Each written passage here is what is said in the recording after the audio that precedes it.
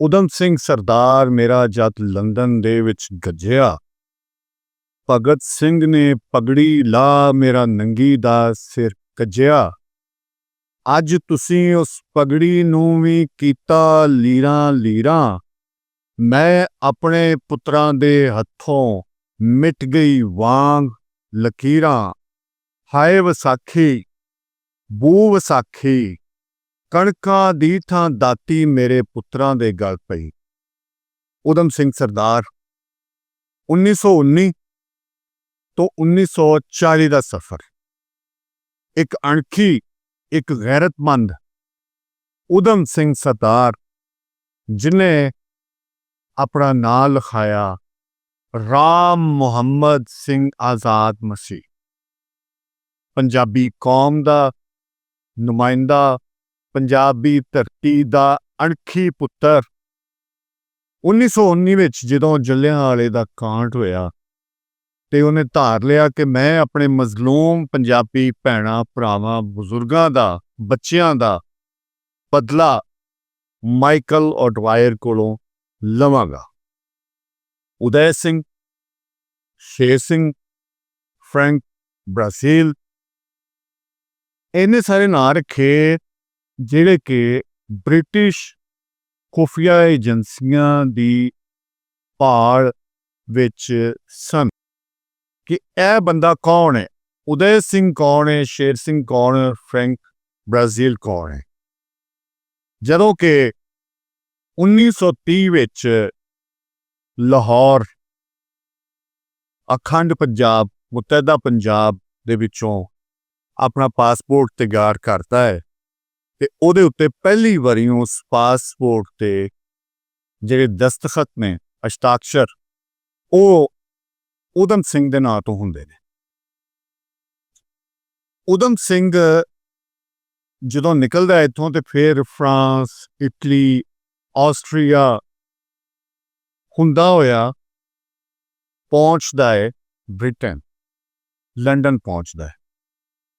ਔਰ ਲੰਡਨ ਦੇ ਵਿੱਚ ਜਾ ਕੇ ਬਹੁਤ ਸਾਰੇ ਕੰਮ ਕਰਦਾ। ਉੱਥੇ ਇੱਕ ਖਾਲਸਾ ਜੱਥਾ ਗੁਰਦੁਆਰਾ ਸੀ ਜਿਹੜਾ ਕਿ ਉਸ ਵੇਲੇ ਦੇ ਪਟਿਆਲਾ ਦੇ ਮਹਾਰਾਜਾ ਭੁਪਿੰਦਰ ਸਿੰਘ ਨੇ ਬਣਵਾਇਆ ਔਰ ਉਹਦਾ ਨਾਂ ਰੱਖਿਆ ਸੀ ਧਰਮਸ਼ਾਲਾ ਭੁਪਿੰਦਰ ਸਿੰਘ। ਸੋ ਉਸ ਵੇਲੇ ਇਹ ਵੀ ਪਤਾ ਲੱਗਾ ਕਿ ਊਧਮ ਸਿੰਘ ਫਿਲਮਾਂ ਦੇ ਵਿੱਚ ਵੀ ਕੰਮ ਕਰਦਾ ਰਿਹਾ। ਉਸ ਵੇਲੇ ਦੇ ਬਹੁਤ ਸਾਰੇ ਖੋਜੀ, ਪੰਜਾਬੀ ਯੂਨੀਵਰਸਿਟੀ ਪਟਿਆਲਾ ਦੇ ਪੰਜਾਬੀ ਵਿਭਾਗ ਦੇ ਜਿਹੜੇ ਖੋਜਕਾਰ ਨੇ, ਜਿਹੜੇ ਰਿਸਰਚਰ ਨੇ, ਨਵਤੇਜ ਸਿੰਘ ਦੀ ਖੋਜ ਮੁਤਾਬਿਕ ਕਿ ਊਧਮ ਸਿੰਘ ਪੰਜਾਬੀ ਬ੍ਰਿਟਿਸ਼ ਫਿਲਮਾਂ ਦੇ ਵਿੱਚ, ਕਿਉਂਕਿ ਉਸ ਵੇਲੇ ਜਦੋਂ ਉਹਨਾਂ ਨੂੰ ਕੋਈ ਭੀੜ ਚਾਹੀਦੀ ਹੁੰਦੀ ਸੀ, ਜ਼ਿਆਦਾ ਲੋਕ ਚਾਹੀਦੇ ਸਨ ਤੇ ਉਹ ਜੱਥਾ ਖਾਲਸਾ ਨਾਲ ਰਾਬਤਾ ਕਰਦੇ ਸਨ। ਉੱਥੋਂ ਫਿਰ ਉਹ ਲੋਕ ਉਹਨਾਂ ਨੂੰ ਭੀੜ ਵਾਸਤੇ ਕਾਫੀ ਸਾਰੇ ਬੰਦੇ ਦਿੰਦੇ ਸਨ, ਜਿਹਦੇ ਵਿੱਚ ਛੋਟੇ-ਮੋਟੇ ਕਰੈਕਟਰ ਵੀ ਹੁੰਦੇ ਸਨ। ਔਰ ਉਹ ਇਹਦੇ ਵਿੱਚ ਜਿਹੜੀ ਅਹਿਮ ਗੱਲ ਹੈ ਉਹ ਊਧਮ ਸਿੰਘ ਦਾ ਬਦਲਾ ਹੈ ਜਿਹੜਾ ਕਿ ਉਹਨੇ ਆਪਣੇ ਭੈਣਾਂ ਭਰਾਵਾਂ ਦਾ ਲੈਣਾ ਹੈ ਮਾਈਕਲ ਆਡਵਾਇਰ ਕੋਲੋਂ। ਪਿਛਲੇ ਦਿਨਾਂ ਦੇ ਵਿੱਚ ਪੀਟਰ ਬੈਂਸ, ਜਿਹੜੇ ਕਿ ਮਹਾਰਾਜਾ ਦਲੀਪ ਸਿੰਘ ਔਰ ਜਿਹੜੇ ਸਿੱਖ ਪਰਿਵਾਰ ਨੇ, ਉਹਨਾਂ ਤੇ ਰਿਸਰਚ ਕਰ ਰਹੇ ਨੇ, ਲਾਹੌਰ ਆਏ ਤੇ ਉਹਨਾਂ ਨਾਲ ਮੁਲਾਕਾਤ ਹੋਈ। ਇਸ ਬਾਰੇ ਵੀ ਉਹਨਾਂ ਨਾਲ ਕਾਫੀ ਸਾਰੀ ਗੱਲਬਾਤ ਹੋਈ ਤੇ ਆਸਾ ਸਿੰਘ ਔਰ ਬੱਬੂ ਸਿੰਘ, ਜੋ ਕਿ ਉਸ ਵੇਲੇ ਫਿਲਮਾਂ ਦੇ ਵਿੱਚ ਕੰਮ ਕਰ ਰਹੇ ਸਨ ਬ੍ਰਿਟਨ ਦੇ ਵਿੱਚ, ਲੰਡਨ ਵਿੱਚ, ਆਸਾ ਸਿੰਘ ਦੇ ਪੁੱਤਰ ਨਾਲ ਮੁਲਾਕਾਤ ਹੋਈ ਪੀਟਰ ਬੈਂਸ ਦੀ ਔਰ ਉਹਨਾਂ ਨੇ ਇਹਦੀ ਹਾਮੀ ਭਰੀ ਕਿ ਹਾਂ ਊਧਮ ਸਿੰਘ ਅੰਗਰੇਜ਼ੀ ਫਿਲਮਾਂ ਦੇ ਵਿੱਚ, ਬ੍ਰਿਟਨ ਫਿਲਮਾਂ ਦੇ ਵਿੱਚ ਕੰਮ ਕਰਦੇ ਰਹੇ ਨੇ।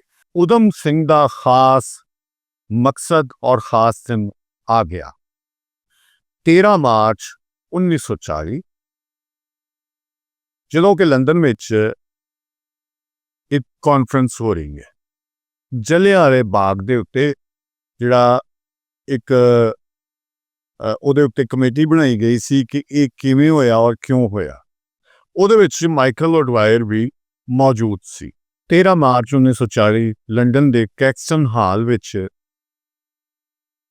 ਉੱਥੇ ਇੱਕ ਕਾਨਫਰੰਸ ਚੱਲ ਰਹੀ ਹੈ ਔਰ ਸਟੂਡੈਂਟ ਦਾ ਰੂਪ ਧਾਰ ਕੇ ਕਿਤਾਬ ਦੇ ਵਿੱਚ ਪਿਸਟਲ ਰੱਖ ਕੇ ਊਧਮ ਸਿੰਘ ਸਰਦਾਰ ਅੰਦਰ ਪਹੁੰਚ ਜਾਂਦਾ ਹੈ।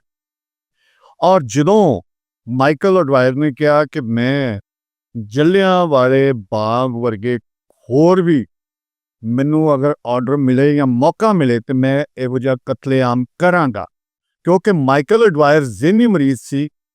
ਇਹ ਸਾਬਤ ਹੋਇਆ ਰਿਸਰਚ ਤੋਂ, ਜਿਹੜੀ ਉਹਨਾਂ ਦੇ ਬਾਰੇ ਕੀਤੀ ਗਈ ਕਿ ਉਹ ਬੱਚਾ ਜ਼ਿਹਨੀ ਮਰੀਜ਼, ਬਚਪਨ ਤੋਂ ਜ਼ਿਹਨੀ ਮਰੀਜ਼ ਸੀ ਔਰ ਉਹਨੇ ਆ ਕੇ ਪੰਜਾਬੀਆਂ ਦਾ ਕਤਲੇਆਮ ਕਿਸ ਤਰ੍ਹਾਂ ਕੀਤਾ।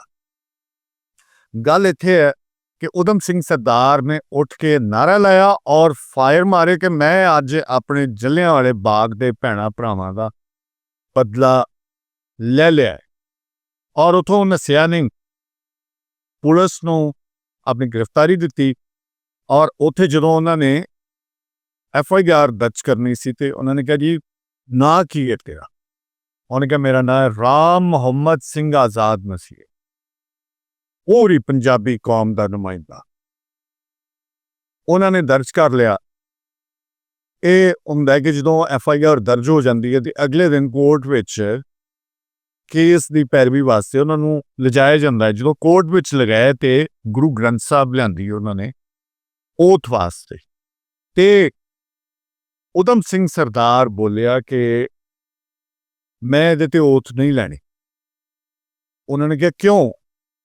ਉਹਨੇ ਕਿਹਾ ਮੇਰੀ ਕਲਚਰਲ ਬਾਈਬਲ ਹੈ ਹੀਰ ਵਾਰਿਸ ਸ਼ਾਹ। ਇਹ ਗੌਰ ਕਰਨ ਵਾਲੀ ਗੱਲ ਹੈ।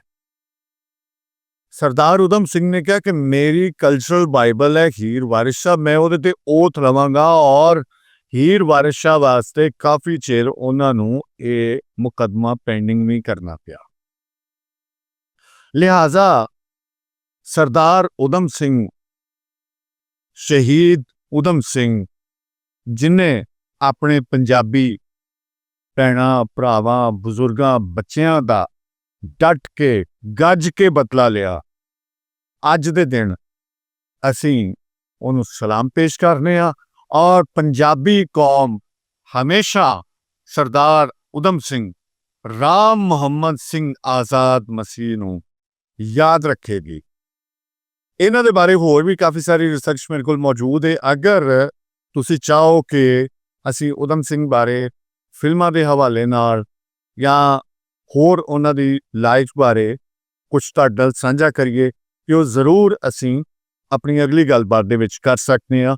ਅਸਲ ਵਿੱਚ ਕਿ ਅੱਜ ਮੈਂ ਬੈਠਿਆ, ਮੈਨੂੰ ਯਾਦ ਆਇਆ ਸਰਦਾਰ ਊਧਮ ਸਿੰਘ ਦਾ ਦਿਹਾੜ ਕੱਲ੍ਹ ਹੀ ਗੁਜ਼ਰਿਆ ਤੇ ਸਾਨੂੰ ਸਲਾਮ ਜ਼ਰੂਰ ਪੇਸ਼ ਕਰਨਾ ਚਾਹੀਦਾ ਹੈ। ਹਮੇਸ਼ਾ ਪੰਜਾਬੀ ਕੌਮ, ਪੰਜਾਬੀ ਧਰਤੀ ਨੂੰ ਸਰਦਾਰ ਊਧਮ ਸਿੰਘ ਤੇ ਮਾਣ ਰਹੇਗਾ।